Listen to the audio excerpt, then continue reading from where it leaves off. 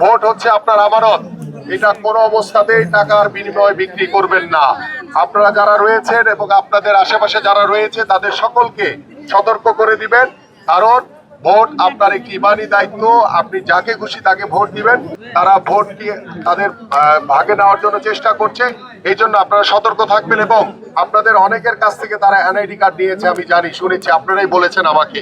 এবং সেই NID card নিয়ে তারা জাল ভোট দেওয়ার একটা পরিকল্পনা করেছে। এই জন্য আমি আপনাদের কাছে আহ্বান করব, আপনাদের মাধ্যমে যারা ক্যাম্পবাসীরা আরো অন্যান্য রয়েছে, আপনারা সকলেই সকাল সকাল গিয়ে আপনারা ভোটটি প্রদান করবেন, যাতে যারা জাল ভোট দিতে চায় তারা যাতে গিয়ে আর জাল ভোটটি দিতে না পারে। আগামীর এই নির্বাচনে আমি আপনাদের সকলকে আহ্বান করব, সকাল সকাল ঘুম থেকে উঠে আপনারা ধানের শীষের প্রতীকে ভোট প্রদান করে ইনশাআল্লাহ আপনারা বাসায় আসবেন। এবং বাসায় এসে যারা বাসার আরো অন্যান্য পরিবারের সবাই থাকবে তাদেরকে ভোট প্রদানের জন্য প্রত্যেকটি কেন্দ্রে আপনারা পাঠাবেন ইনশাআল্লাহ। আল্লাহ যদি বাঁচায় রাখে। আপনারা ইতিমধ্যে জানেন যে আমাদের মাননীয় চেয়ারম্যান জনাব তারেক রহমানের যে পরিকল্পনা, আল্লাহ যদি আমাকে আপনাদের ভোটে নির্বাচিত করে, আমরা যদি সরকার গঠন করতে পারি ইনশাআল্লাহ, তাহলে সবার আগে আপনাদের এই ক্যাম্পবাসীদের স্থায়ীভাবে পুনর্বাসন করা হবে ইনশাআল্লাহ। পাশাপাশি আপনাদের প্রত্যেকটি পরিবারের কাছে ফ্যামিলি কার্ড পৌঁছে দেওয়া হবে, যে ফ্যামিলি কার্ডে প্রত্যেকটি পরিবারের যারা গৃহকর্ত্রী নারী কিংবা মা রয়েছেন তাদের কাছে ফ্যামিলি কার্ড দেওয়া হবে।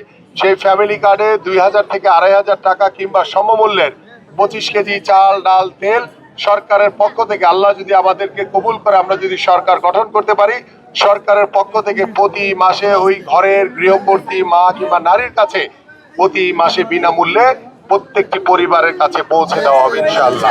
এইভাবে আমরা আমাদের এই শিক্ষা ক্ষেত্রে, আমাদের স্বাস্থ্য ক্ষেত্রে, আমাদের এই জলাবদ্ধতা সবকিছু মিলিয়ে আমরা ইনশাআল্লাহ একটি সুন্দর সমাজ ব্যবস্থা গঠন করতে চাই।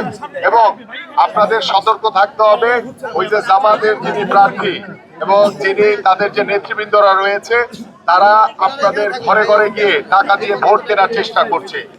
এখানে কেউ আপনাকে বাধা দিবে না, কোনো বিশৃঙ্খলা হওয়ার সুযোগ নাই।